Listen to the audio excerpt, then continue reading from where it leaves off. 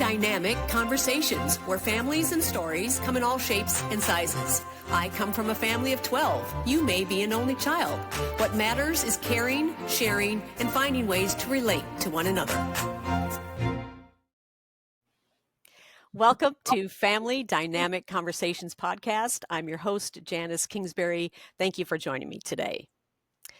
Throughout my life, I've had a lot of coincidence and serendipity jump into my life, and it took me a while to recognize that I had a choice to see these opportunities, to take the courage and leap into it and explore it, or I could shy away from opportunities. I think because I grew up with my father passing away at age 59 and I was only 18, the whole idea of carpe diem and seize the day influenced my choices and directions I went. Several months ago, in my introduction to launching my podcast, I talked about my friend, Dr. Yvonne Kay, who suggested I start a podcast.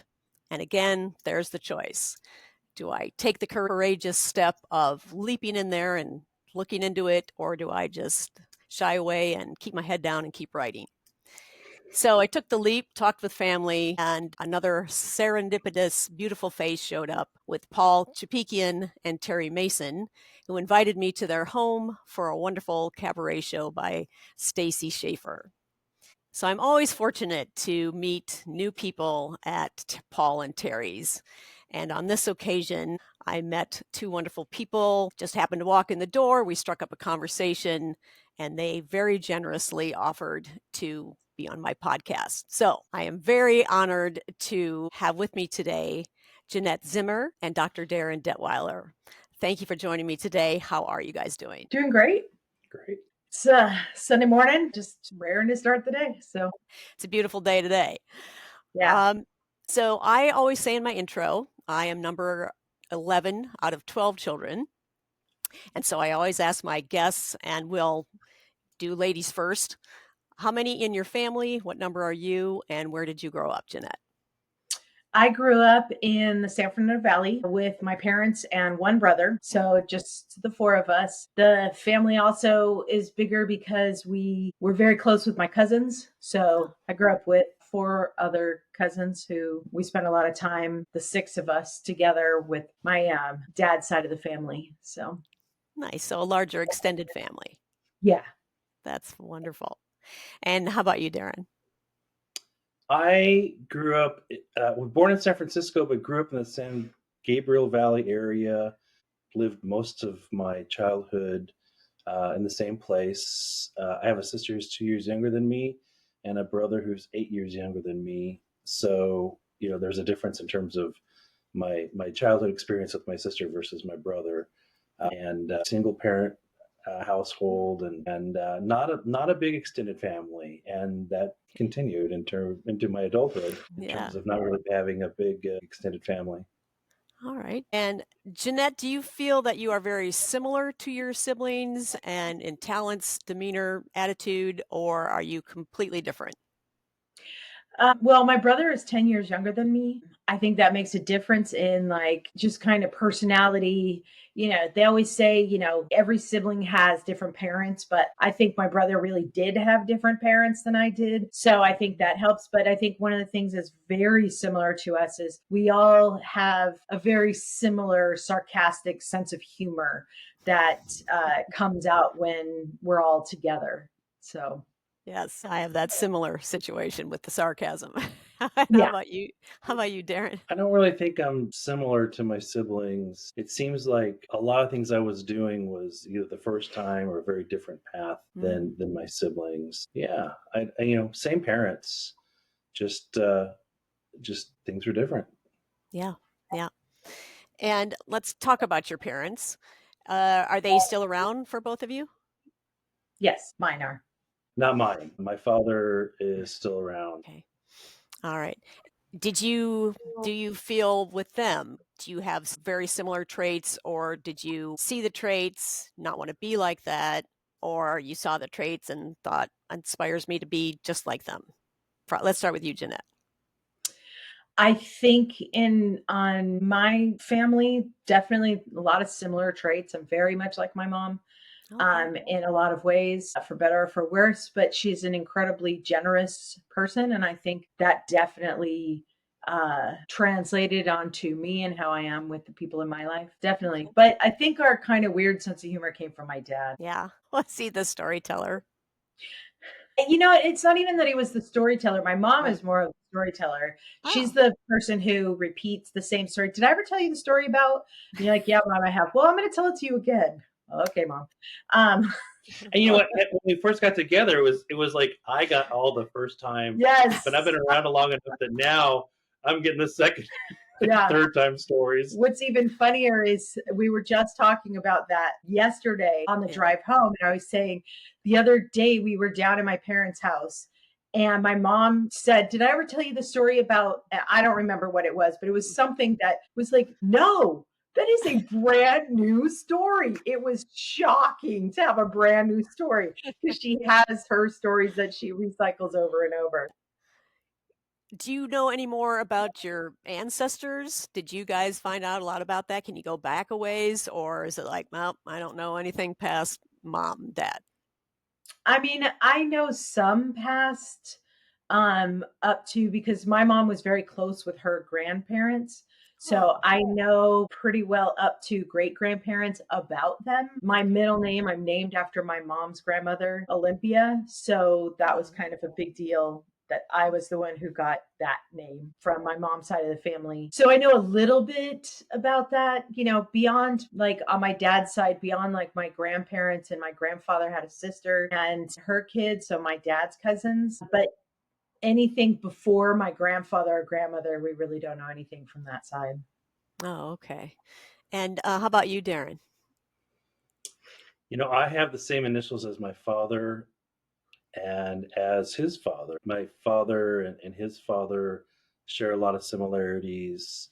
I actually did meet my grandfather when I was very, very young, but he died young. Mm, My yeah, my dad's mom she was around for a very long time, yeah. and she was the one that was kind of the holder of the family stories and the family Nice. tree and the connector of everything. And I'm very fond of this one photo I have where it's from the 90s. It's one of my sons right after he was born. He's literally like in a little car carrier, and me and my dad and his mom. It's like one of those kind of multi-generational Yes. photos. Just happy to have that. But yeah, I know a little bit about my mom's side of the family and my dad's side of the family, but it's not as big of a factor in the family dynamics. Again, it's very strange because her family, she's got a large family, and I spend more time with her parents Yeah. than I ever Mm. spend, like with my Is that dad. right?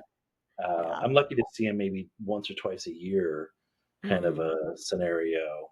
yeah. But that's not necessarily true about the history because when lived in Massachusetts, we went to the Noyes house. Oh yeah, that's true. And when we went to Amsterdam, we found that sort of Yeah, great aunt's house from like very lucky in that. I forgot about Oh, that. If you look there's at it that way, very colonial history that right? wow. that um that he does have some idea because his sister is much more of the family historian, Yeah, so she really has kept a lot of track. So whenever we're somewhere, she's like, oh, you've got to go check out this place because she knows some family history of it, which is always very yeah, cool. that's always been cool. I mean, she's always like, "Oh, you got to go check out this address and the Yeah. the house north way way north of Boston, and then yeah, the house in Amsterdam we went to this year Yep. Oh uh, gosh. to see that a distant like great aunt or someone like that was Mm. in. So it's neat to see that there's elements that are around. Oh, It's just unfortunate that just don't have a large collections of living folks that are yeah. around in my family. We had a very difficult time finding out information about my mom's father. He apparently chose to either change his name or not talk about his family because of, I believe the story was that he was somewhat disowned from his family when he married outside of his religion. Mm. So my mom, to her dying day, didn't know anything past her dad. She knew a lot about her mom's side, but she didn't know anything about her father's side. And she died at 101. I mean, we spent years trying to find information for her, but you know, if it's just not meant to be told, it's not meant to be told. Crazy when you think about, like, when you look at social media footprint and how much information we have since like 1998 or so Yeah. online. You go back a while and you start looking at things like immigration records or military records. But Mhm. even then, you have to know. I really feel bad who's they're looking for John Smith, Right. you know, Yeah. or They'll never find. yeah. There was a recent joke, a guy was hiding his name. He called himself Michael Jackson because Yes. if anyone Googled him, you'd never find him. You know, you'd never find him anyway. People Would go, never oh, pop up in that level. yeah, Yes.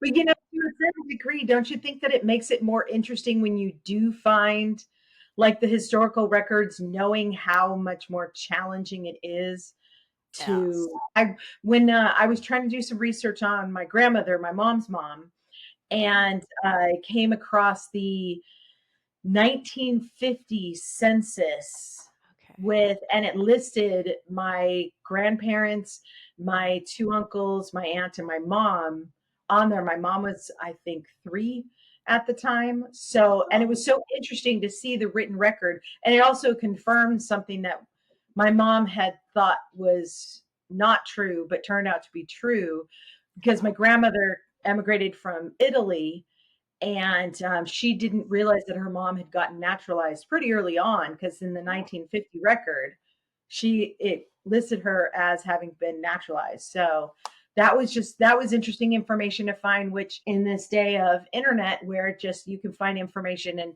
generations down the line will be able to see some of the stuff for good or for bad. They'll be able to Yes. see it because it's all electronically recorded. Some of it's much more difficult to find because you have to dig through records that aren't necessarily electronically available anymore. So Yes. that was cool. Yeah, Charles Warren was just similar enough to a lot of other Charles Warrens. And so we had maybe the idea of a sister. Maybe he was born in Connecticut. My sister spent years trying to dig that. But then there's some family history. So my mom had 5 brothers, older brothers, and they apparently were told some information, but one didn't have any children and kept it to himself. One did have children, but they got conflicting information of possible name change, you know. So how do you go back into 6 different names that you don't even know what he went by at a certain time? So it was difficult, but we did the 23andMe, and my mom did the 23andMe so that we could see at least some origins of that family, which took us more into Europe and into Poland, and Eastern European was in there on my mom's side. And then my dad was definitely Scottish, Irish, that kind of thing. So, but do you each know at least like the origins of the family, the heritage that you have ancestry wise? Yeah. So you said Well, for Italian. me, yeah, it's Italian for me. Okay, cool. And you, Darin? mostly Dutch and Mostly German. Dutch. Okay, very cool. Well, that narrowed you guys down quite a bit. Well, I'm a mutt. I'm just all over the place, but that's fun too. And knowing those, well, maybe you said there was a keeper of the stories. Did you hear any stories that you could relate to that were similar traits or talents within you guys? Like with you, Janet, your jewelry making, let's say, for instance, was there a creative side in your family that you heard about? More of kind of a mechanical side, like being able to sort of tinker around and make things work, which is why I've always been so successful in technology. And apparently, my mom's dad was also he could tinker with anything and make different things work. So I think that was kind of a part of the family for sure. That's cool. Yeah. And how about with you, Darin? Along the line of military service, engineering, military service. That's very cool. I have a lot of military in my family too, and I think that's the 6 degrees of separation with you, Darin. It's all blood related. My parents were both in the Navy, and they talked me out of going into the Navy. It's like they knew my little sensitive personality. I'm like, I don't think so, hon. Choose something else. Let's go to the creative side. So I didn't, but dad was a test pilot, mom was a naval nurse. All of her brothers were either in the Marines or the Air Force and didn't know about, again, my grandparents. And right now, my nephew he is the undersea medical officer or UMO at Submarine Squadron 15 in Guam. Cool. Oh, So, there you go. yeah, I know that is impressive, but I don't know how impressive that is. But your military service was what? I was on a submarine in the Navy. Nice.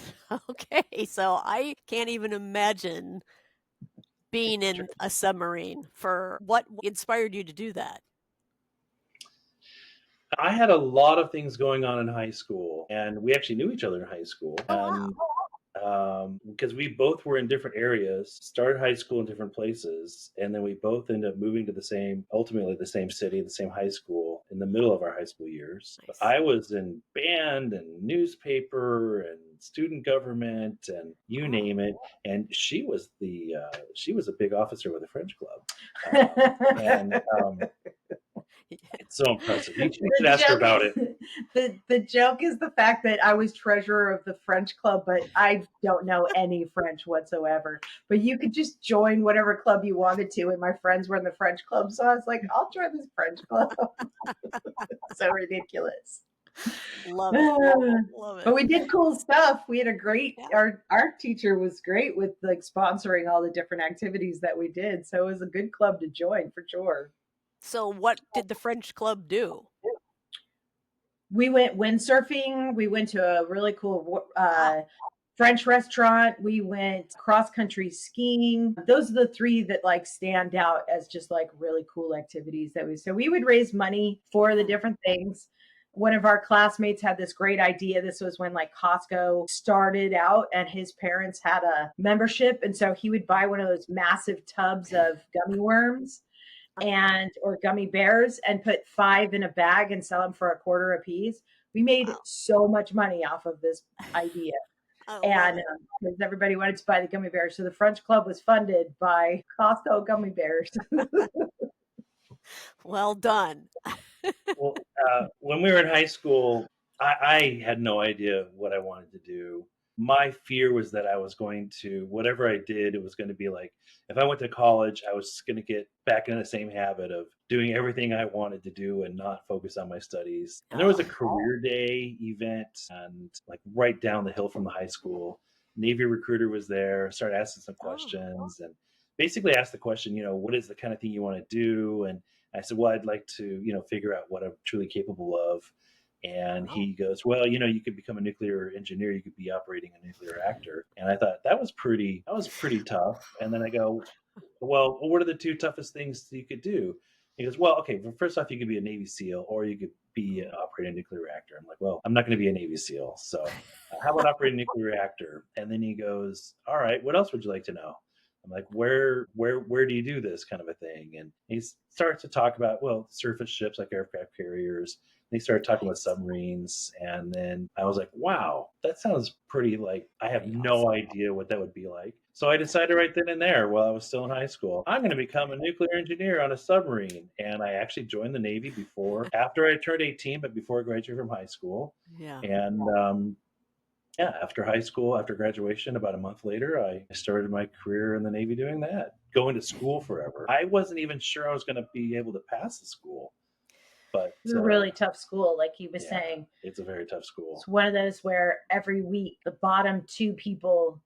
No, the bottom 10%. The bottom 10% were just out. So you had to like study all week, take exams. Then the bottom 10% were just out until it was just like the top of the top. So, he's cream of the crop, basically. That's so awesome. At least cream of the crop of his group. That's awesome. Well, congratulations. I can't even imagine the test for nuclear reactor and submarine and naval information. Wow.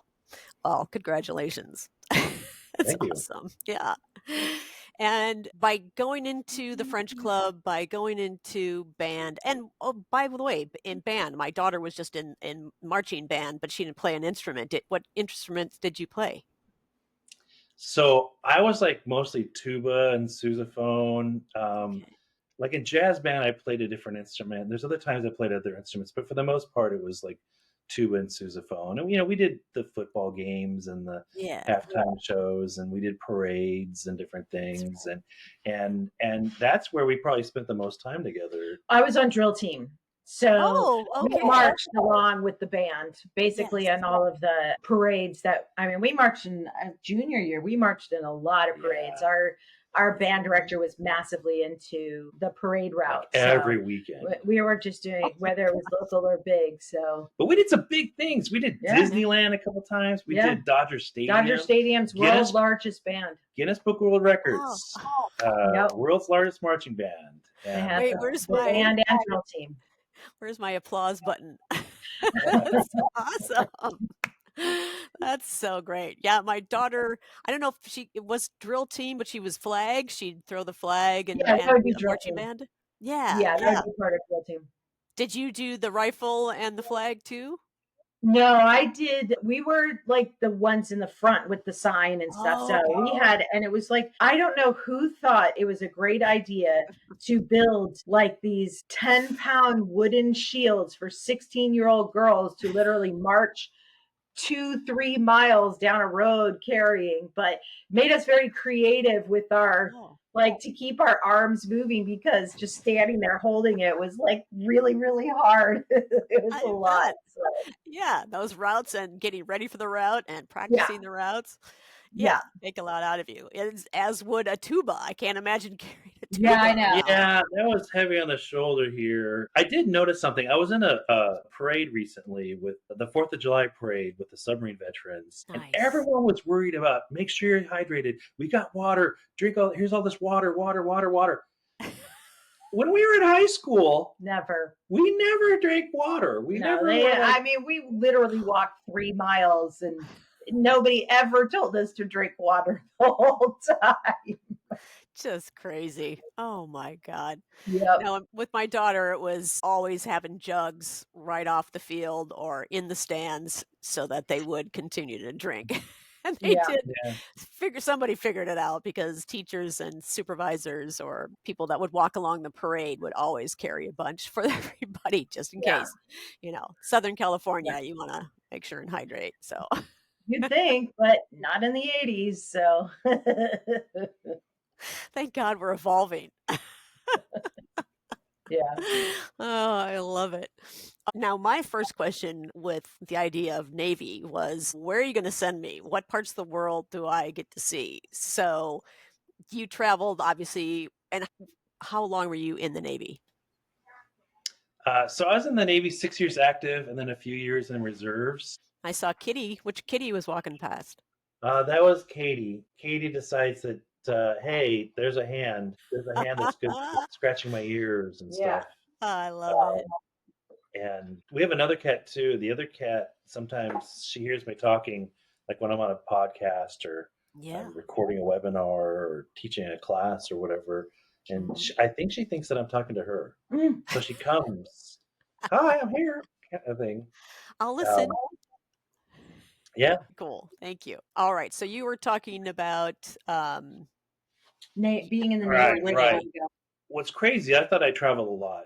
And during the same period of time, I was traveling a lot. She was traveling too. And we compared notes later. But when I was in the Navy, so I spent first off, I had never left the state of California until I joined the Navy and left. I spent a year, almost to the day, in Orlando, Florida, going to boot camp and then mechanical engineering school and nuclear engineering school.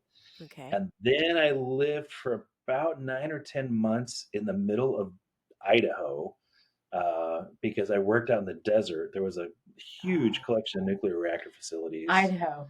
Yeah, Idaho.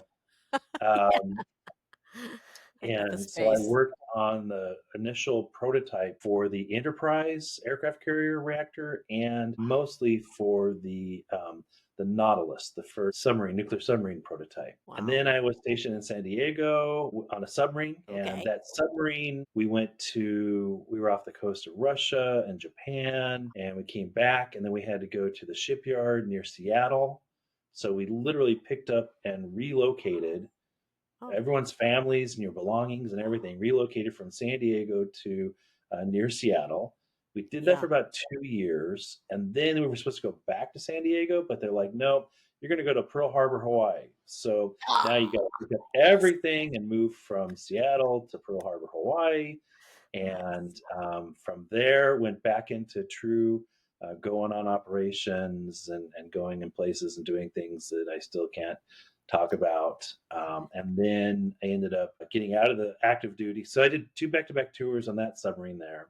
Okay. But then I got off active duty and transferred to a reserve capacity where I was going to be an instructor in Seattle. So I ended up moving back to Seattle area after that. Nice. And when you were on these tours, you said you went, I would suppose you cruised past Japan and into Russia. Did you go to port in these areas at all just to get out and see that part of the world, or it was just staying on the submarine? Um, just in Japan, we did pull into a naval base, a U.S. naval base in Japan Okay.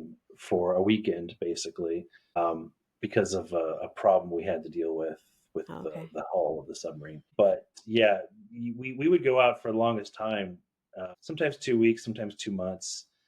What's crazy is the times where you're tied up at the pier Yeah. and you leave the pier, they cast off the ropes, you go out to sea, you're on the surface for a while, and then you submerge, and you're submerged for a long time.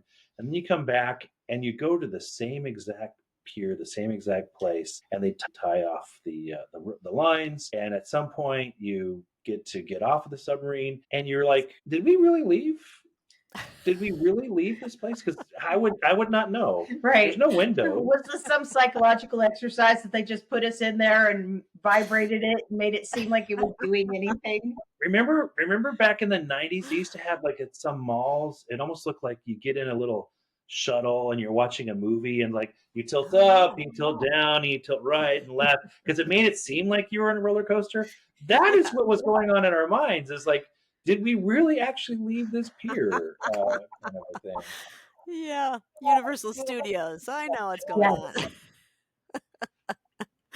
Yeah, that's funny. So, yeah, that's a whole other mind thing I didn't even think about. But yeah, I suppose there's that possibility. But you obviously ended up somewhere else. So that's quite a different culture shock, too. Florida, San Diego, Seattle. And did you have a favorite of those places to live? I mean, who doesn't mind living in Hawaii at the end of the Well, naval base? yes. That's not so bad. I had a great time in every place. It was a different because each place was a different phase of my naval career. It was a different time in my life. Yeah. Orlando, Florida was that year right after high school. As Idaho, I was living, in a house. I wasn't on a base, kind of a thing. And then when you're on the submarine doing that kind of work, it's a very different phase of your life. I have favorite moments from every place, or Oh, favorite cool. memories, I guess, favorite Yeah. characteristic from all the places I've lived. Strangely, I would say probably San Diego was. I was excited to move there, and it wasn't as nearly as cool as I thought it was going to be. Um, but it might have been because of the work I was doing at the time. I was very busy at the time, so I suppose. uh, Yeah. Didn't actually get to experience the city as much as you'd hoped. not too much. No, not Yeah. nearly as much as I did the other Yeah. places. Yeah.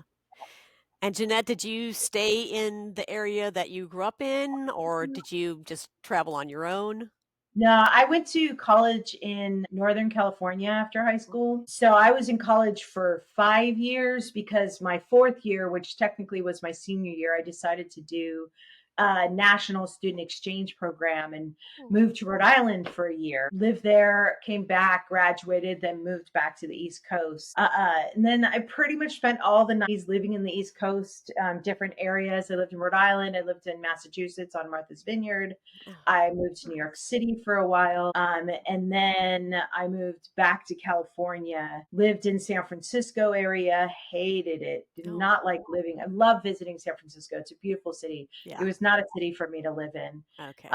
Moved back to Southern California, kind of met my group of people, lived out here for most of the 2000s. Okay. Um, uh, that's that's when I met like Paul and Terry. But I had made this whole social circle of people that Paul and Terry was a part of that I'm still friends with to today. So it was Nice. clearly the best choice for me to move back to Southern California. But then Yeah. I moved back to the East Coast.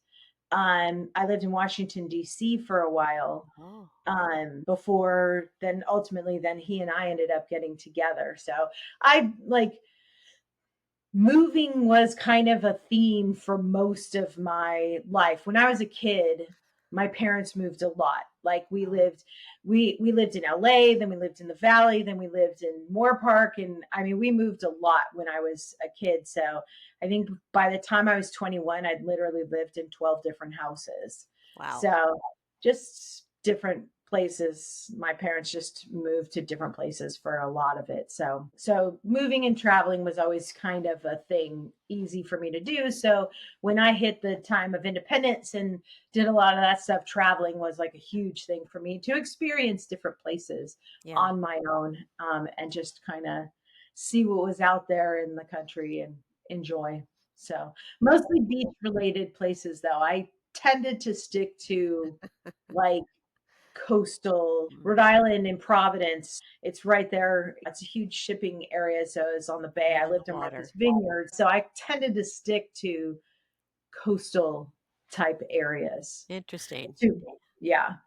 Yeah, because I too have this affinity with the water, and I don't know Yeah. what it is, but it just felt so much more of a, I don't know, meditative space, a way to collect everything back in your brain and just Yeah. go, how small I am in this vast world with this vast amount of water in front of me. I can just kind of calm with that. Yeah. And I too, I grew up in Mankato, Minnesota. So small little town. And I, again, talked to the Navy about traveling because I wanted to get out of that snow and cold. And Yeah. so my brother, who was in the Army, he then moved to Southern California. So there's a 16-year difference between he and I. So I didn't really know him that much except when he'd come home, and Right. he became kind of another father figure for me. And I thought, well, if he moves to Southern California, Mike, please, can I come stay with you and then live there? So he was nice enough to open his house and say, yeah, come on, stay as long as you like, get an apartment, see if you can make it. If not, Minnesota's always there for you. And then once here in Southern California, my ex-husband, we had 2 kids and then divorced. And so met Bill, my current husband, and he got a job in Pennsylvania. So we moved Back to the cold. back, back to the shoveling. And loved Pennsylvania. Got to know New England a little bit because my sister then bought some property in Greenfield, Massachusetts, so Western Mass. And so we would travel up there all the time. So we got to see that beautiful part of the world and driving through Connecticut and New York and visiting those places. I went to travel school because I thought this is in my blood. For some reason, I have to do this. So Right. got the job in Southern California to travel. So Japan and Europe, just glorious. It was very much a part of me too to get out there and see the world and experience different cultures. If you want to start with the most recent crazy spell of traveling you've been doing, what's more fun? Well, Well, I think if we kind of almost went chronologically, Okay. because I was living in Seattle area and she was living in DC. Washington, D.C. Yeah. We started talking. Well, we hadn't seen each other since a high school reunion, the 10-year Wow. reunion. We both went to that, and then we started really talking over Facebook around 2012. Yeah. And I was coming to DC a great deal of the time for work, Oh, and it was kind of one of those, hey, I'm going to be in DC. You're in DC. We should get a drink kind of a deal. Yep. Because I'd nice. traveled before to places, and sometimes you're there for a couple of days, and Mhm. you get bored out of your mind, and you don't know Right. anyone. I Yeah. had a couple experiences where I got home after the trip and found out that someone I knew was there. So I Oh, became a little bit more proactive in terms of who do I know that's going to be in the city there. I traveled out there. Well, we were talking a lot back and forth, long distance, like Yeah. 3 hour time difference Yeah. right. conversations. I mean, it actually worked out really well because he was working so far away from where he was living that his commute at 5 a.m. was when I was walking to work at 8 a.m. So it made it very easy for us to talk on the phone while he was driving down. But our first real trip together, he flew out and then we went up to Martha's Vineyard for a long weekend. One of my dearest friends lives on Martha's Vineyard. So we decided to see what it was like actually traveling together, not being in one of the other's home space, to see what actually traveling together. And it was nice because we found out that we travel really well together. Yeah, we had a really good time. It was a fun trip. That was a fun trip. And then we met up in Los Angeles for Went Thanksgiving. to Thanksgiving and my cousins, and then Disneyland, and did a bunch of fun SoCal things we used to do as kids, kind of thing. Yeah. And then at some point we decided this is really going to be a relationship, and we're going to move into it together. And I'm doing a very Reader's Digest version. Sure. We both quit our jobs and relocated from Seattle and from DC to the Boston area. Got a place. We lucked out because one of my oldest friends, at the time I'd known the woman for almost 40 years and been friends for a really long time. And I knew she had a cousin in Salem, Massachusetts. The cousin was from Southern California, but lived in Salem. And so I texted my friend and I was like, hey, does your cousin know of anybody in Massachusetts who has a place? And she's like, in fact, I think my cousin's going to be renting at her place. So we went up to meet her. And this one was so awesome. She was so generous because we had to move to Massachusetts beginning of August, but the house wasn't going to be ready until the beginning of September. So she let us live. She was basically like, oh, her husband was like out of town because he was an archaeologist specializing in the Sudan. So he was like out of town, and he won't mind if you stay with us for a month. So we lived with them for a month before we moved into a house together. In their 4th-story guest room. Yeah, 4-story guest room, by the way, in the middle of August, where there's no air conditioning in New England. No. It was a nightmare. My poor cat was like, she was like so hot all the time. It was awful. But it was also wonderful because they were so generous with us. But we moved in to this like ridiculously, like from the 1700s. It's tiny, little old house. Wow. And so we move in together. All of a sudden it became real. Because we didn't have jobs, and we just had all these hours to spend together, not really knowing each other. We were learning about each other. We ended up making up a list of 10 things, like every day. We have to do something. So here's 10 things we're going to do today. Slowly you start getting furniture and you start doing things. You find out where the grocery store is in town. Because it's not a logical location. You find out that your vehicle, you can't get the license for it because you got to pay a tax and go back to Martha's Vineyard. Because in Massachusetts at the time, when we moved there in 2013, their system, they call them RMV, Registry of Motor Vehicles, was not all tied together. And apparently I had owed money still to the town of Edgartown. So we couldn't just pay it there. It was literally something like $47. It wasn't even that much because it wasn't late fees or anything. I owed the city of Edgartown $47 and they wouldn't let me register my car in the state of Massachusetts until I paid that $47. So we had to drive like 2.5 hours south and then get on a ferry and then go to Martha's Vineyard and the town of Edgartown and pay the $47. Yeah. But to set up just fun there, adventures like that early on. We had a great time, and then we both got jobs. Yep. And my job, I had 2 jobs. I was teaching at university, and she was at another university. But my other job involved me speaking a great deal at events. Okay. And our first big trip out of the country. Yep. Right. But at this point in our new relationship, all of a sudden we were going out of the country together. Yeah. And I had to go speak. He had to. It was a requirement. It was tough. We debated, but we had to go to Alicante, Spain. Yeah. Which is I'm so sorry. 4 hours south of Barcelona. And wow.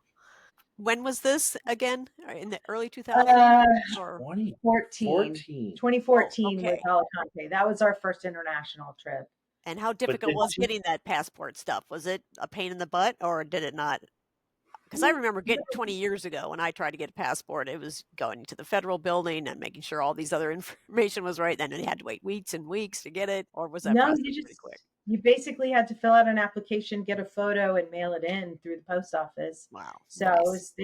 they made it pretty easy, which was Okay. helpful. And Yeah. then she's like, well, we're not just going to go to Spain, because we had to land in Madrid and then take a flight to Alicante. Yeah. And then We had some friends who lived in Edinburgh, Scotland. Oh, So we decided to extend nice. the trip. Alicante had a flight to Edinburgh, Edinburgh. Scotland. Yeah. And we spent a few days with our friends there. And then we took a train And then we took a train to London And in London, we found this really cool little Airbnb. above a restaurant. So we'd come downstairs and they'd like, what do you want? And we could just order off their menu. It was awesome. It's a That's really pretty cool. great Yeah. place. So And then we took the train and went in the tunnel to Paris one day. That's an Came experience. back, Yeah. and That then was very cool. And then we flew back home. I was doing a bunch of travel for work, Yeah. and a lot of travel on my own. And she would sometimes be able to come with me, but you'd have to work in terms of getting time off.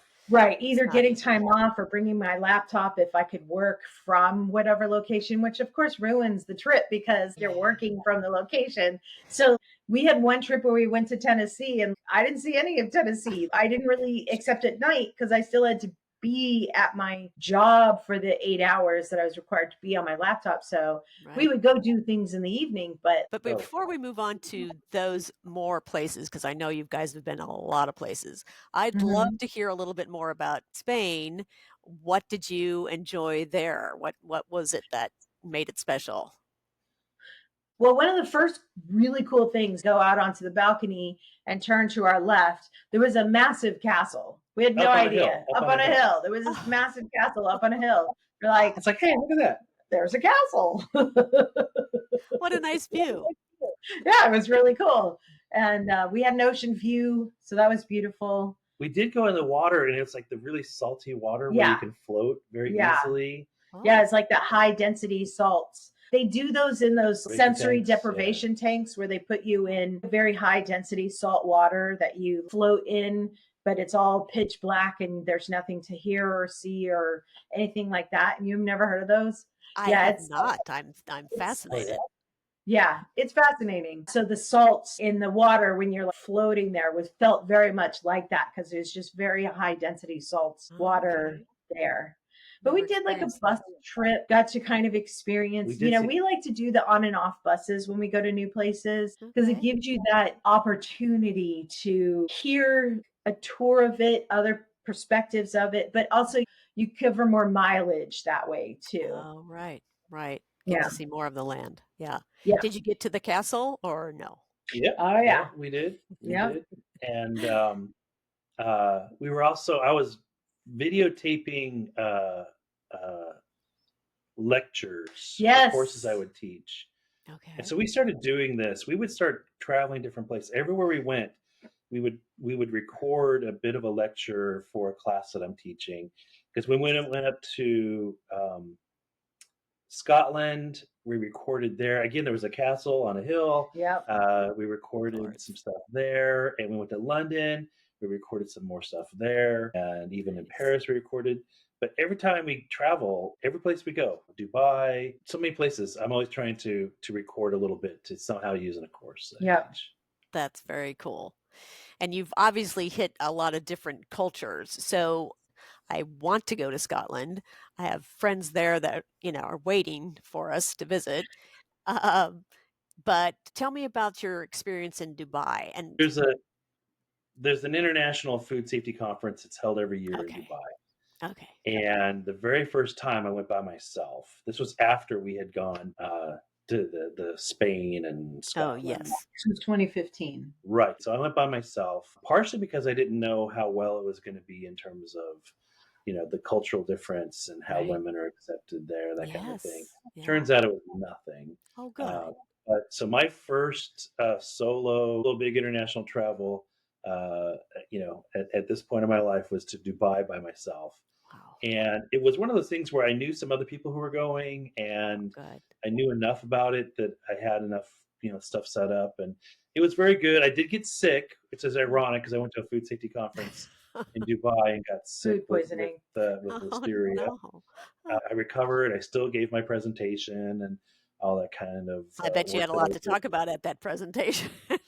Well, I spoke first and then I got sick. Oh. And I saw just a very little bit of the area. But when 2 years later in 2017, the opportunity came to go again, okay, I would love to do it, but Gennette has to come with me. Yeah. And I talked the folks there in Dubai into flying both of us out. Yeah, they flew us both out. They They took fed care us. of everything, put us in Put a us in a nice hotel. It was and really nice. we, my God, we lived it up. So one of the cool things that we learned is it's not so much just about traveling; it's about the adventure Yeah. you can have. And Yeah. I look at that trip that we took to Dubai, and I can't not think about when we went out into the desert and the dune bashing and the SUV and the camel Oh, riding yeah. and the going Oh, down the. wait, camel riding. Camel riding? What was Yeah, that it was like? It was part of the tour thing that we did. Unfortunately, it was just kind of like you go around in a circle. It wasn't like you got to ride the camel for very long. And it was a little Okay. bit of a disaster to a certain degree, because when you ride a camel, our knees bend forward, their knees bend backwards. Okay. So when you're riding a camel and then they got to sit down for you to be able to get off, because clearly you can't actually get off of the camel from that height, right? So basically they fold their knees backwards so that you're like, here you are, then you're literally like this when they put their front knees down, and then they bring their back knees down and they're like this. So when they're like this, you have to be like hanging on to the pommel like really, really tight. Only my palm slipped off of the pommel and I went swinging. He's behind me because both of us are on the camel. He's behind me and I go swinging like a pendulum. I'm just like bam, and my chin hit that poor camel's head. The camel's like, it did. It was like, what is going on? This poor thing. and I hit that thing so hard, my glasses flew off my face. And I ended up like for the rest of my trip had this bruise, like this little like weird bruise on the bottom of my chin that was just getting darker and darker as the days of our trip. It was so weird. But it was fun. I mean, it was really cool. Yeah. And we got to see like a show in a little Bedouin village and to the Burj Khalifa, the tallest building. And this is very much like the Bellagio in Las Vegas. There's the big water fountain show. And we did that right, hop on, hop off. Yep. And we went out there's a mall out there that has a ski slopes and a penguin experience. Yep. And so what do? We had a lunch at a Japanese restaurant eating sushi on this area that overlooks the ski slopes. You can watch people skiing down this indoor ski slope in the middle of the desert. Mind blown. That's awesome. Yeah. But they have like an aquarium there and stuff. So there's an aquarium. So then when we went back last year. So we went back again in 2023. And it was kind of cool because we already knew it. We were already sort of comfortable with the lay of the land. We could kind of pick and choose. All right, these were cool experiences, but what new experiences would we want to do? So like that time we flew in a helicopter instead of doing the on and off bus. We did a helicopter ride. It was like an hour and a half flying over the city to a couple of their museums. We had a driver. This is my third time there. At this point, I was not only delivering a workshop, but I was like a keynote on stage kind of a situation. So we had like our own driver who drove us Abu Dhabi, hour and a half down to Abu Dhabi. So got to experience that city, which was really cool. Super generous of them. It was like, hey, you want to see Abu Dhabi? I can get you a driver. And we're like, heck yeah. So we were there an extra day and got to do that and experience that. So it's really fun, but very interesting culturally because it's so westernized to a certain degree. There are certain things. There were certain people that we're just kind of walking around in shorts and t-shirt. That's not something I would have been comfortable in myself, but I don't really walk around in shorts and t-shirts all the time. Anyway, I wear usually longer dresses and that kind of thing, but Nice. you didn't feel like that was a requirement because people were just kind of dressed however. It's so much more tourist and Western oriented. The only thing that was truly different between 2017 and when we went last year was how much more growth there was. Yeah, a lot more development. A lot more development really? there between Oh. 2017. The hotel he stayed at should have had a view of the whole city, but there were like now buildings in the way of the view he had Yeah. back in 2017. Yeah, because I have a picture from the top of the hotel where the pool is from 2015. And then here we were staying at the same hotel in 2023. You can't see the skyline that you used to be able to see. Yeah, a lot of growth. Yeah, good and bad, I guess. Yeah. Unfortunate. Now, did it spread out too, or was it just more up? Yeah, definitely spread out. There's like Definitely Dubai spread out. North and Dubai South, Yeah. and then they go out into the water and made the big Palm Islands. But they now have like a whole secondary one. If Palm Island is like here, and most of the big city is like right here, they had a new one all the way over to the other side of it going towards Abu Dhabi. So yeah, it's a lot of growth from the time that we saw from 2017 to where we went last year. So yes, but we have done so much traveling. You know, this year we went to Amsterdam twice. We also went to London. We've been to London several times, and we try to make it different every time we go. We've been to Ireland, and loved Ireland a lot. We traveled. Where did you go in Ireland? We stayed in Dublin for the conference. Yeah. Okay. We went there because Darin was speaking at a conference.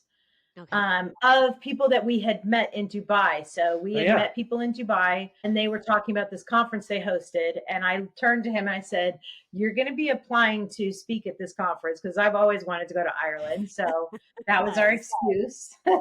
Yeah. And then we had a rental car and we drove all the way west across the island. Oh, directly across, not the southern route. No, just directly, pretty much directly across, a little bit southern to Cliffs of Moher, but mostly our end was from Dublin over to Galway. We would do this thing, and we did the same thing in Amsterdam recently where, all right, we got to be there for a few days to do work, but we're going to tack on a week or so. Yeah. And have an adventure.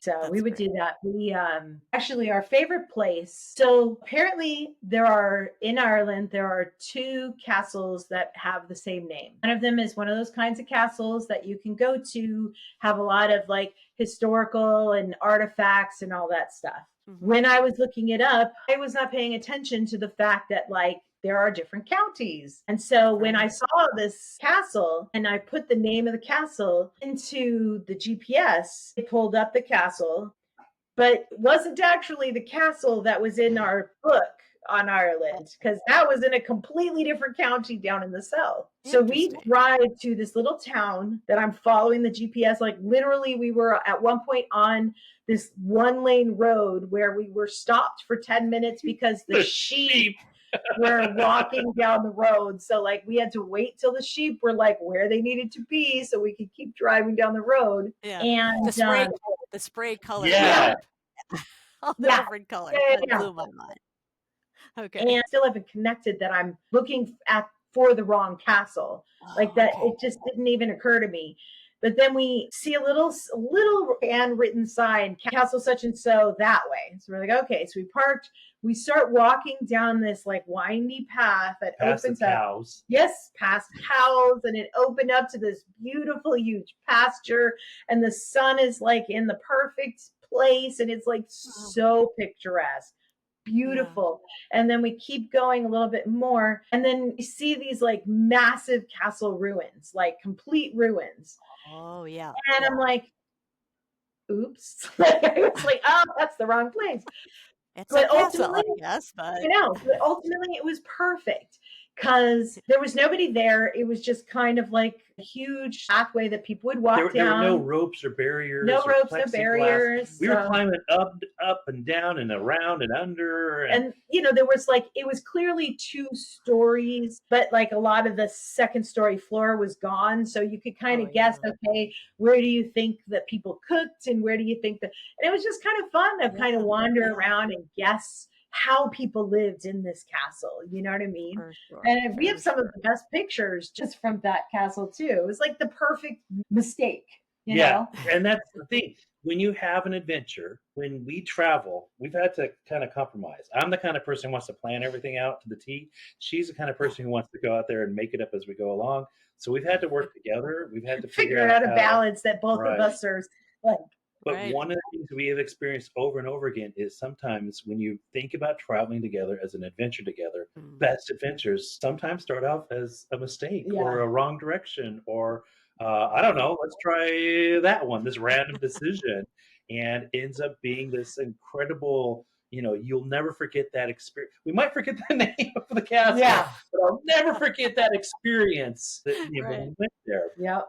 The only castle I can think of is Blarney Castle. I think that's the only thing that sticks in my head. There was a Cashel Castle up on the hills, gorgeous area space. But yeah, it's hard to remember all those different castles.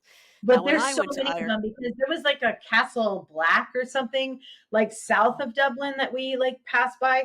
It's literally 5 stones on the corner of a hill that's still identified as a castle. I mean, it's because they had so many of them built and destroyed and built and destroyed that, so it was just. They're all castles, even if they're like in mint conditions. But the other thing that's kind of funny is that we had this experience not only in Ireland, but also in London driving a car, is that they would always be like, in 3 kilometers ahead, a roundabout. A roundabout is in 3 kilometers ahead. And sometimes it's like, it is a roundabout. And other times it's like, all right, it's just a circle painted in the road. Just go straight. But you don't know because, in 10 kilometers. And we're looking for it. It's like, oh, is that it? Nah. I admit that there were a couple of times when I was like, there is no point in curving. Like, it's the middle of the night. There's nobody here. I'm just going straight through the thing because there's no point in going and curving around. It'll be fine. That's right. Well, it's a whole new world driving on the other side of the road. Oh, yeah, absolutely. I did that by myself. I went there because I just had to go to Ireland. And I had a priest at this Catholic church that I was attending at the time. He was a young man going into the priesthood. And he said, well, I have many relatives over there. Just tell me where you want to go, kind of thing. And as with that adventure, I'm driving by myself and I don't know where the hell I'm going. So I am on this road, wrong side of the road for me, and just praying that I remember which side of the road to be on. And then, like did you have to drive standard too? Oh yeah, which I was fine with because that's what I grew up. I learned on that, so I was okay with that. But yeah, it's all this in your brain. You're trying to make sure you don't die. But there were streets that would narrow down. And I just thought, oh my God, this is a street or is it someone's, cattle drive through their land? I don't know. But the overgrowth of everything around you. And it was crazy, but so cool because the priest family lived on this, I don't know, 16th century farmland. And the home probably wasn't that much newer, but they had a cow that was calving at the time. They had a sister that taught the young children, and we walked through the neighborhood with the kids. Oh my gosh, it was so, I'll never forget that. It was the best when you don't know exactly what you're going to see. I as made long a point as you're open to it. Yes, yeah, and fear's there, but so is joy and enlightenment, at the same time. So exhilarating, I guess. And the castles I did see, again, were like kept up, and you had the actors there to make sure you kind of took the environment in as the time was at the time. But there were also so many ruins, and I wish I could have stopped at some of those because they just look completely dilapidated, but still fascinating. So but there's no driveway, so you better pass that one. because, you're going like this on the road. Scary stuff, but gorgeous. So I've been to Ireland twice, and I'd love to go again with my kids because it was just me at the time. All right, so then you've got Scotland. You didn't talk much about that. You flew into Edinburgh, and then Yeah. where did you We go? didn't really leave Edinburgh. We just had spent the Oh, couple of okay. days there. We did the castle tour. We did the whiskey tour. Hmm. Oh, the whiskey. Did an on and off bus with my friend because her husband had to work that day. So she Okay. hopped on the bus with us, and we did the on and off bus with just the three of us, which was really fun. And We went to that farmer's market. yeah, we went to a farmer's market. That was a lot of fun because Darin got to Yeah. actually have some conversations with some of the different farmers on their food policy and all of that stuff. So that was very cool. Yeah. And then I interviewed this guy talking about, because he got some award from the Queen, and what does it mean in terms of meeting this level of quality, that kind of stuff, which was right along the line with not only what I do outside the university, but what I do in the classes. And then I interviewed the husband, who we went to meet up with him and his wife there. I interviewed him at the farmer's market. Give me, talk to me with your thickest Scottish accent. so that I'm asking you a question and you're going to answer the question and I have no idea what you're saying. And it was so hilarious. And so I make my students watch the actual interview of the guy who owns the farm and got the Queen's Award. And you see the castle behind us. And then I make them watch the video where I'm interviewing this guy. And I just don't even tell them. And so I'm like, so what did you get? What were the big takeaways from the second video? Because I have no idea, I was hoping you'd help me out. Yeah. Oh, that's so cool. And Yeah. those are quite different cultures, Dubai, Scotland. Did you actually go to Japan? I went to Japan when I was in the Navy on a submarine. Again, I was kind of only there for 24 hours. Okay. So my exposure to Japan is very limited. I remember there being Kentucky Fried Chicken, and I thought that was strange. But then again, in Dubai, there's a Chuck E. Cheese's, which I still think is, of all the things. We recently we fell in love with Amsterdam. Yeah. Yes. Tell me about Amsterdam. Well, the Netherlands altogether. I mean, we went to, because we intentionally did a 2-week trip where we could kind of experience different parts of the Netherlands, because we knew we liked Amsterdam. We had been there for a long weekend, and we have friends that live there. So we kind of use that as our home base. But because everything's so close, we would hop on a train. We went to Rotterdam, and because we were meeting a business associate of Darin's, and on our way over there, we came across this. We had no idea we would ever see this. Imagine, how they have all the canals throughout the Netherlands. And in Rotterdam, they had this canal. It was probably about a 3-story building high lengthwise.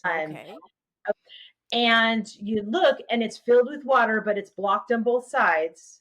But it's set up like a beach, and they're giving surfing lessons.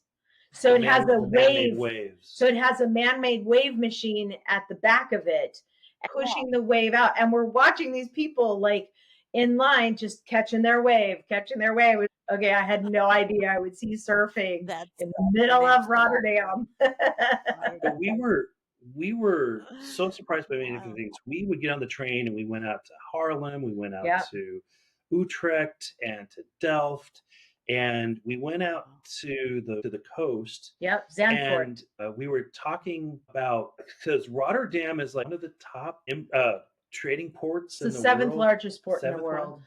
And we were talking about that on the train, and there were these 2 boys on the other side of the aisle, and one of the boys, in as clear English as you could imagine, started asking us if we were preparing for a trivia night. Because of the way we were looking up. We were looking ports. It's no, China this, no, Rotterdam this, or whatever. And then we started talking, and turns out they were both college students, and his parents were from Australia and Canada. Yep. And so nice conversation with the boys. And then the next day, we were going out to meet a relative of hers. I have a cousin who lives in Netherlands. So. And because now we're taking the same train, but we're getting off at a different stop. And she goes, wouldn't it be crazy if we ran into those same boys again? Yeah. Well, we get off the train and we walk, we meet up with her relative. We go down to where they do the Royal Delft, like the porcelain with the blue print on the white. It's right? very cool. And it's one of the only remaining of the ones they had there. And we go to lunch and we do all these different things. And we're coming back. We go to this big market area, church and stores, big open area. And we're walking and, well, let's go down this path. We're walking and all of a sudden, hey, Boy comes running up to us. It's like so small world to have him. And the other boy was also there with him, just like across the way. So we're like waving across the canal. And her relative's like, how? How do you know someone? You just got here. What is happening? Yeah. I love it. So cool. So yeah, it was very cool. We had a lot of fun. Loved the beach area. So beautiful. Would never move there because in the winter, apparently it's really cold at the beach. Like you want to live more in the cities. And I think we decided we like Utrecht a lot. We like it. Because it has a lot of what's going on in Amsterdam, but it's not as chaotic. Amsterdam is very busy, very chaotic. Utrecht has a lot going on, but it's just a different sort of feel that's not quite as chaotic as it was. So that was cool. And we ended up, while we were there, we decided we're going to go down in the underground and check out the Roman ruins from when it used to be roads down there. Yeah. And we kind of turn everything into a bit of an adventure. In fact, wasn't our tour guide from Michigan? Yeah, that's right. She was originally from Michigan. Yeah, we had our tour guide. She'd been living in the Netherlands. She moved there because her boyfriend got a job at the university.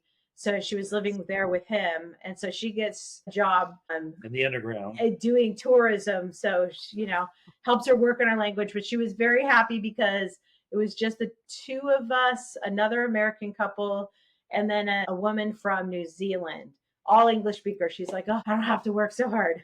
You can just speak English. She was very happy about that. But it's kind of cool to go to these countries. You live here in the States and, there's a joke. It's one of my favorite jokes. It's silly, but in the movie LA Story, with Steve Martin and Victoria Tennant, and he's driving her around in like the Beverly Hills area. And he says to her, some of these houses are over 20 years old, and it's like, because then you go to like these different places and this stuff is like hundreds, if not thousands of years old. And it's just so different to be able to experience that just a flight away. So we like doing that. It's really cool. Yeah, I have to admit, talk about these adventures in terms of most of these trips are all I'm going there to speak. Granted, there are still some trips where I'm in and out. I'm going to fly to Lexington, Kentucky, stay the night, speak, and fly home. Or I'm going to go to Salt Lake or Orlando. It was recent. I did New York, Dallas, Fort Worth. But when we go together, we'll extend it significantly. Or sometimes, remember we had the thing in Atlanta and then in Orlando, and we decided, because they were a week apart. Okay. So let's get a rental car and we're going to drive from Atlanta to Savannah, have a 4-day weekend, 3-day weekend, whatever it was, and then drive down to Orlando. And then that's the experience that we wanted there. But this year we took a trip, and we rarely do this. We took a trip that was not work related. I know, that was huge for us. That was huge for us. Because we always have business attached to it. So we did the 2-week cruise to Alaska. That was huge for us. That was new. That was another one of the places that I'd always kind of wanted to go and see. Me too. Always wanted to go. Oh, yeah. What cruise line were you on? Carnival. Oh, okay. Carnival has a port that's really close to us in Long Beach. We kind of became familiar with them because we did a trip down to Mexico, Ensenada, with my parents, and the previous year, and I just like it, and they had a good, well priced, decent room, so we like Carnival.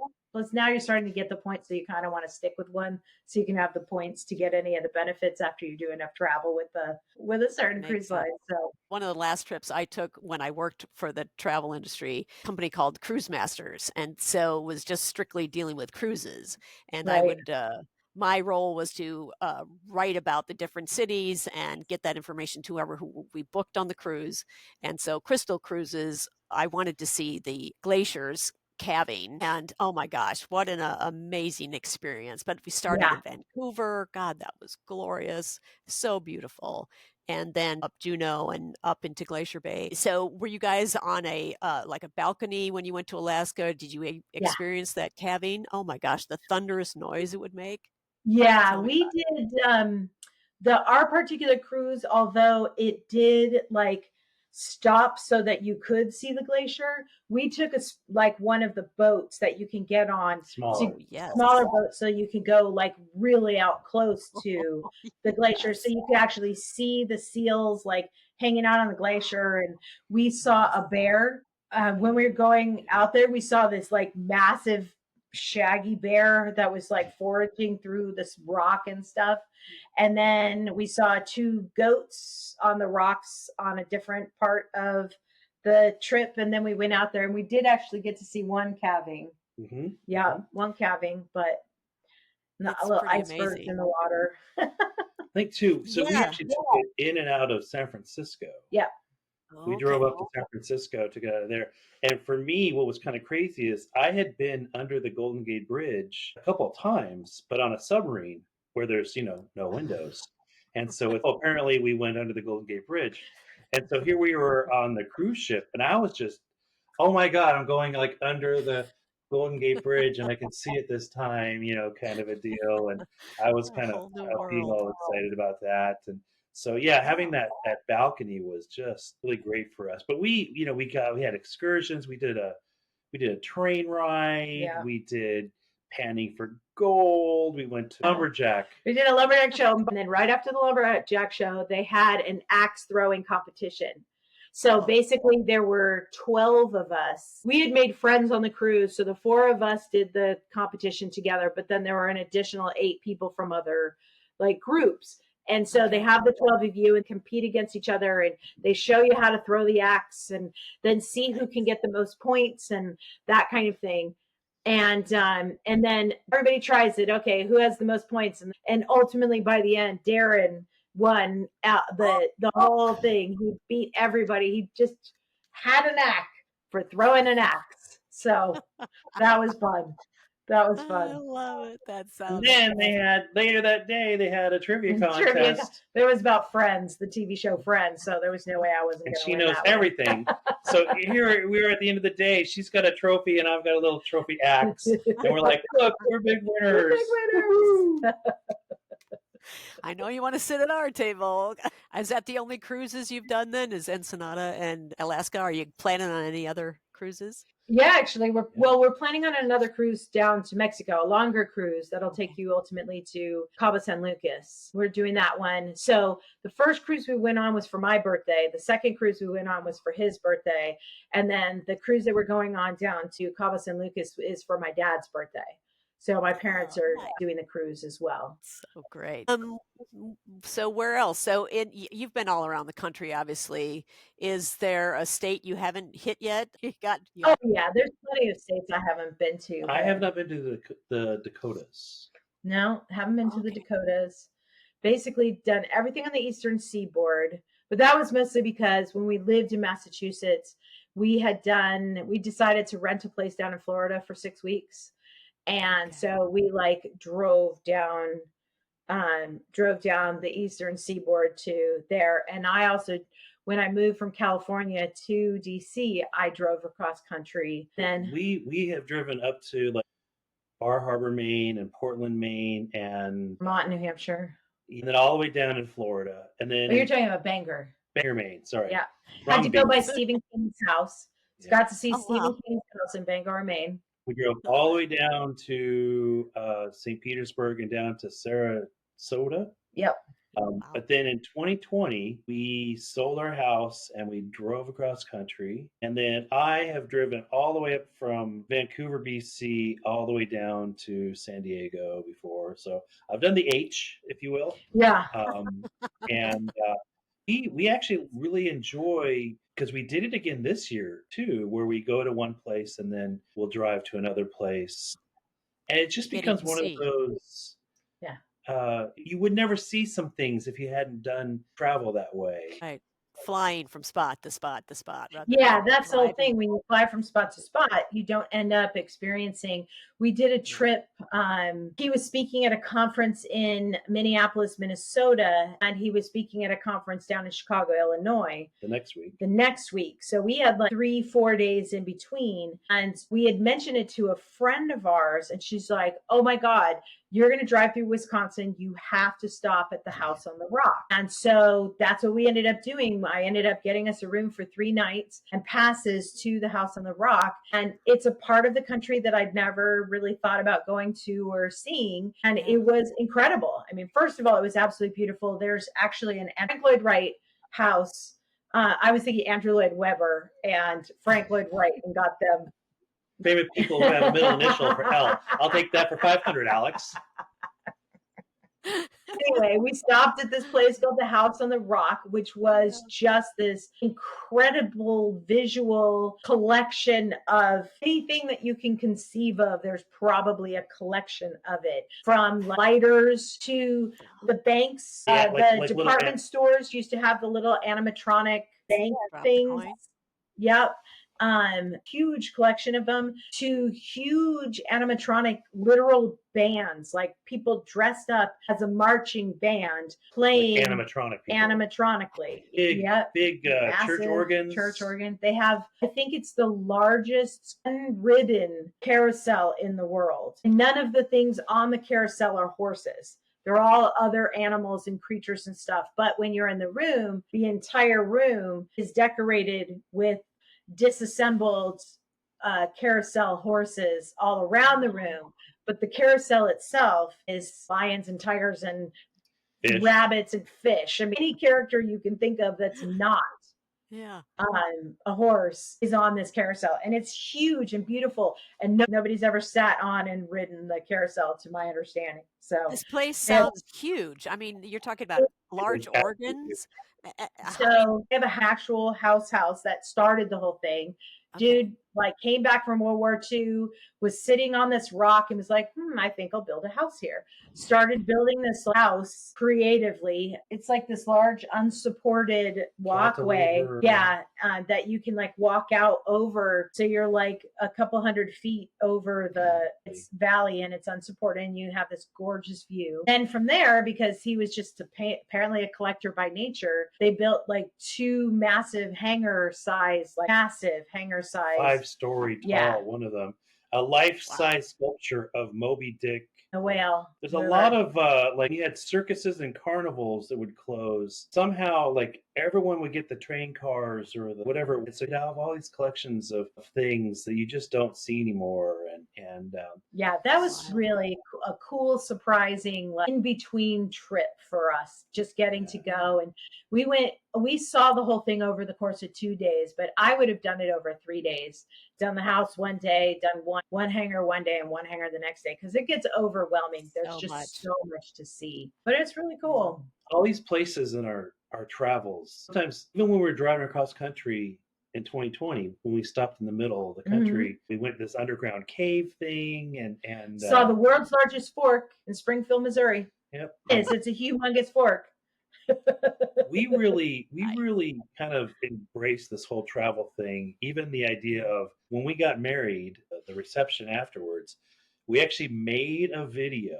Now, we were traveling so much and we knew we were going to get married. We made a video where the concept was that we're in Salem, Massachusetts, and she gets up knowing that we're going to get married in Palm Springs. She couldn't wait any longer. She starts taking off across country, and I'm chasing after her. So I'm dressed. I had this white lacy dress, And we had bought these like plastic flowers from like Michael's and this like really cheap veil. Video is of me walking across a particular location, just like as if I'm walking down the aisle. And then the next shot is him running past that same location, trying to catch up to me.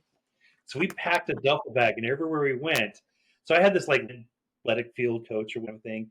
That was my continuity. She had the white dress and the veil and the flowers continuity. No one knew about this at all. No, so it was a surprise. And she wore it skiing down a slope in Vermont or New Hampshire. Like, I had my red helmet and I duct taped the veil to the red helmet and I threw my dress over my bibs and I had the flower and I'm skiing down with the flower and he's getting it on video. And I'm standing next to Smokey the Bear, a guy dressed up as Smokey the Bear. And then all of a sudden this guy comes up and goes, "Hey, is that Gennette?" Oh, yeah. Somebody I worked with was at the slopes the same day. But it was a costume day, so he thought I was dressed up for the costume thing. He didn't realize that it was, we picked the costume day because then we knew it wouldn't be weird that I was like dressed in a wedding gown and stuff. But it was really for the video. But we reenacted the Forrest Gump in Savannah, Georgia. He's like Forrest, and he's sitting on a bench, and this old guy was like, he was just whatever, like way in the background videoing him sitting on a bench in one of the Savannah parks. It was not where the bench was, because the bench that actually Forrest sat on waiting for the bus does not actually exist. It never really did. It was just there for the movie. But we were in one of those parks, one of those squares, and just happened to be this guy was waiting for his wife, who was in a museum. Darin says, "Hey, you don't have to say anything, but I'm going to look like I'm talking to you and I'm going to offer you some chocolate." Oh, yeah. We bought a box of chocolates at the drugstore. Of course you did. And on the video, you can see he's like, "You want some?" And the guy's like, "Nah." He was so cool. So that was fun. We did it was quite the production. A lighthouse on Martha's Vineyard. Yeah. Comic-Con. Yep, we were at a Comic-Con. With like people dressed up as Superman. We had this one concept when we were at the Comic-Con, because they had these massive escalators. So we had this concept that like we wanted to get the video camera in the middle of the escalators so that you could see both of them. And then I would go down at the same time he would go up, but we would be facing in opposite directions so we wouldn't see each other. And so we had the camera set up, and people were so interested and got so invested that they were like protecting our camera and not letting people get on the escalator, and like these people were like helping us out with it. So it was just like really fun. We did the Niagara Falls. Yep, Niagara Falls and Santa Monica Pier. Yeah, and Las Vegas. Yeah, we did do one in Las Vegas. So we had all these different, iconic places. As we were traveling, we just did it in all these different locations. And so we eventually showed this video, and people were like, "What?" So we had the ceremony, and then we had photos and cocktail hour, and then the receiving line, and everybody went and sat at the table. And so just before we were introduced as the couple, and the funniest thing was we had created a whole other kind of story of our life video before this video, music video. And I have a cousin who is a radio announcer. So I was like, "Hey, if I give you this script, can you just like read the lines in your best radio announcer voice?" And we could fit it in with the rest of the concept of the video. And at the very end, he's like, "Ladies and gentlemen, Mr. and Mrs. Detwiler." But the funniest part was at the wedding when the video went on, because those cousins were there, his wife looks at him and goes, "God, that sounds a lot like you." And he was like, "Because it is me." So she did not share with her that he was doing this favor for us. So she was a surprise for her too, which was very cool. So fun. That was a lot of fun. That was a lot of fun. We had a good time. Yeah, you guys are very adventurous, and I think that's the whole theme of your life and travel. Yeah, it really is. And when you think about it, it's only been 12 years.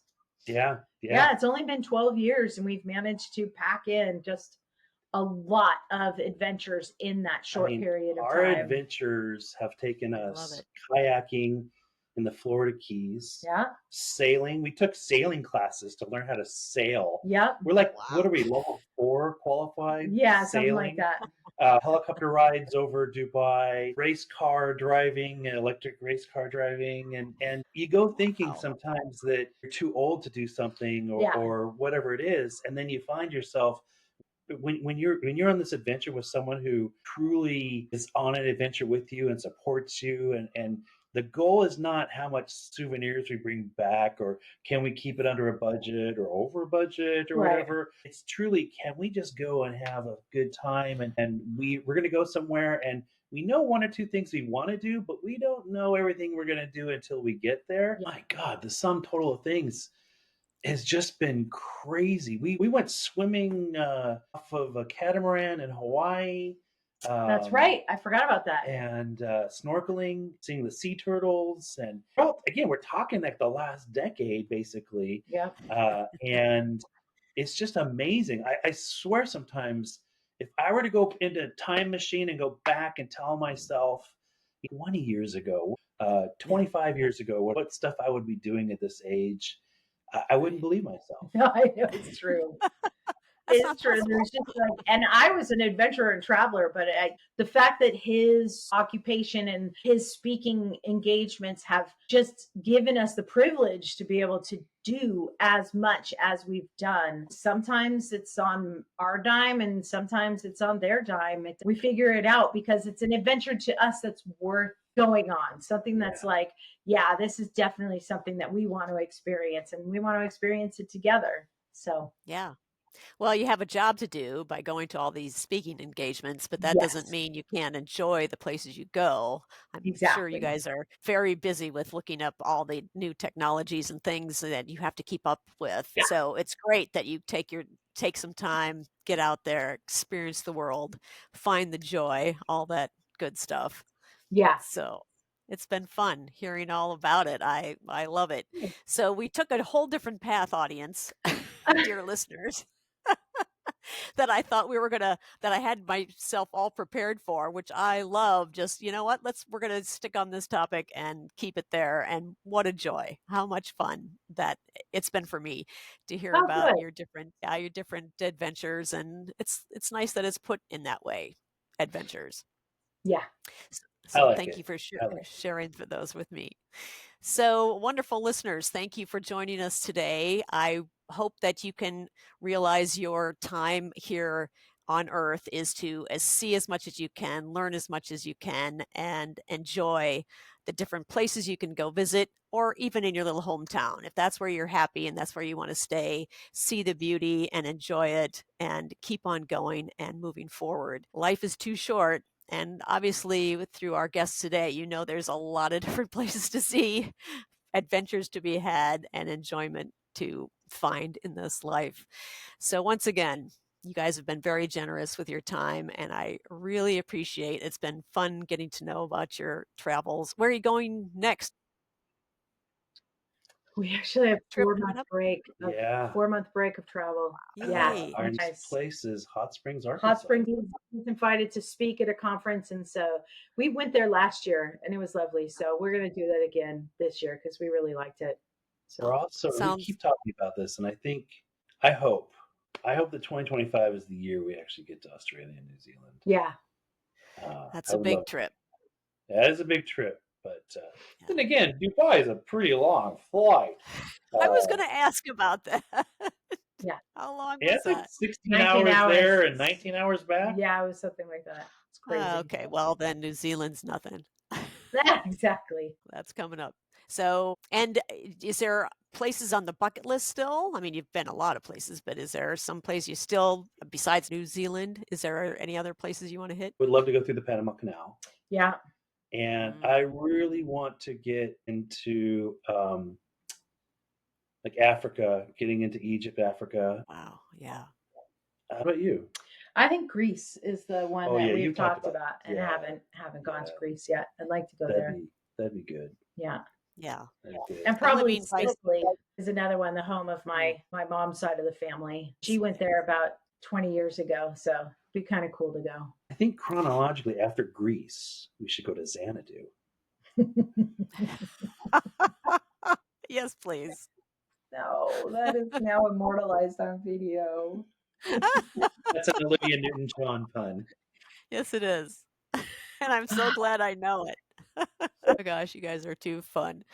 So I have to thank Serendipity of meeting these two wonderful people and having the joy of knowing Paul and Terry, and can't wait to go to their place again. It's hard because it's now a 2-hour drive up to see those guys, and we have our 2 grandchildren that were very much a part of their daycare stuff. So one of these Right. days, though. Do you guys ever get to the second Sunday Oh yeah, dinners? we're going tonight.